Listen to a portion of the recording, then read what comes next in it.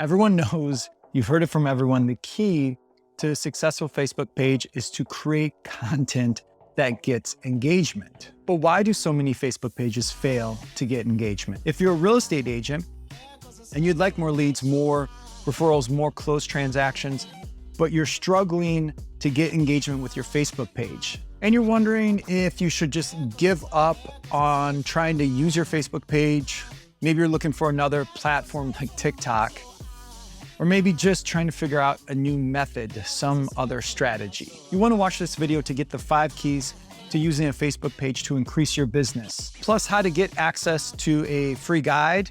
We call it the Page Promoter Plan to help you with your overall content strategy using Facebook pages. Key number 1 is don't even worry about engagement.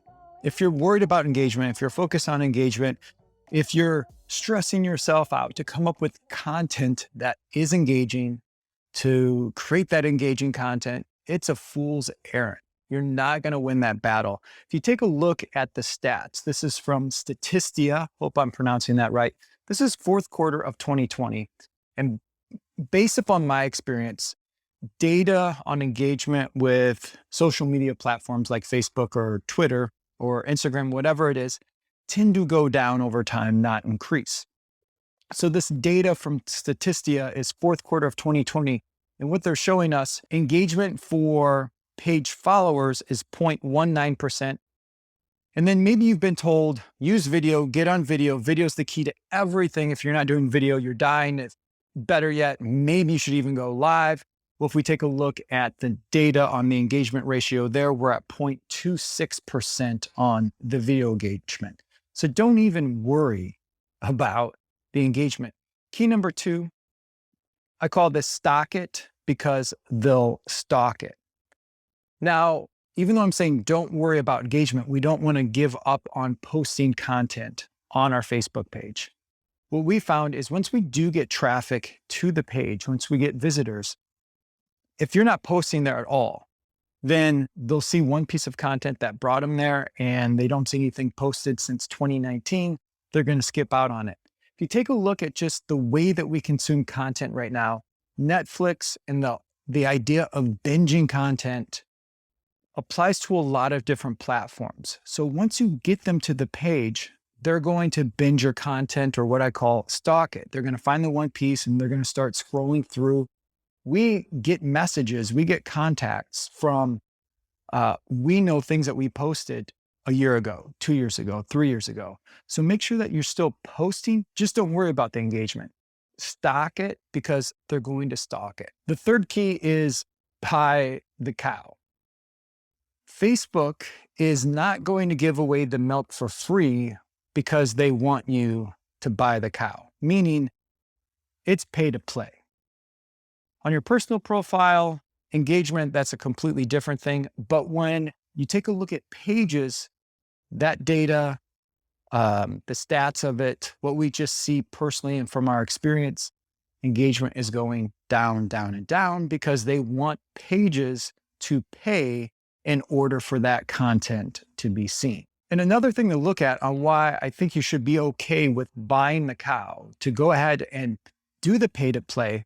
If you take a look at your desktop or your mobile app, when it comes to Facebook, you'll see a little flag icon at the bottom of it on your mobile, at the top of it on your desktop. That little flag icon represents pages. And Facebook is starting to move news feeds into separate things. So if you want to watch video, then you go to the watch news feed. If you want to see your friends and your family, then you go to your personal news feed. If you want to see marketplace, you go to marketplace. Pages, you go to pages. So it's my guess that over time, you're going to even see less and less pages in your personal news feed, even if you're engaging with things, even if you're liking, commenting.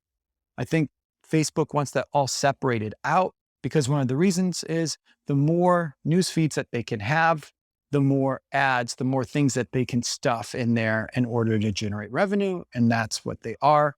Do not be afraid to buy the cow. Key number 4 is keep it simple. Creating content, coming up with ideas, posting content should not take you hours a week. you shouldn't need a vendor or an outside service to even do this, because we know engagement is incredibly hard. So why invest a ton of money?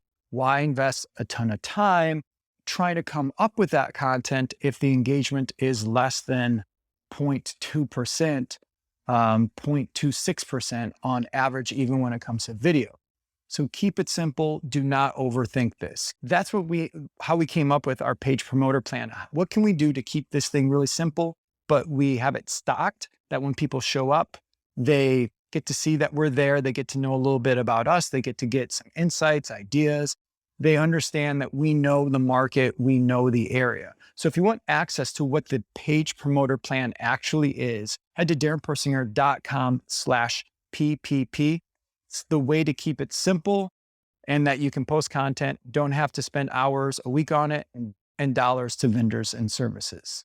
Key number 5, last one that I'll leave you with, is instead of focusing on engagement, we believe our philosophy is generate conversations. If you take a look at our overall pipeline we call it the perpetual pipeline, one of our main things is how can we get into conversations? We believe that conversations lead to conversions. I think a lot of real estate agents look at how do I generate leads and then how do I convert the leads? We focus on how can we have conversations? How can we generate conversations? The conversations lead to the conversions.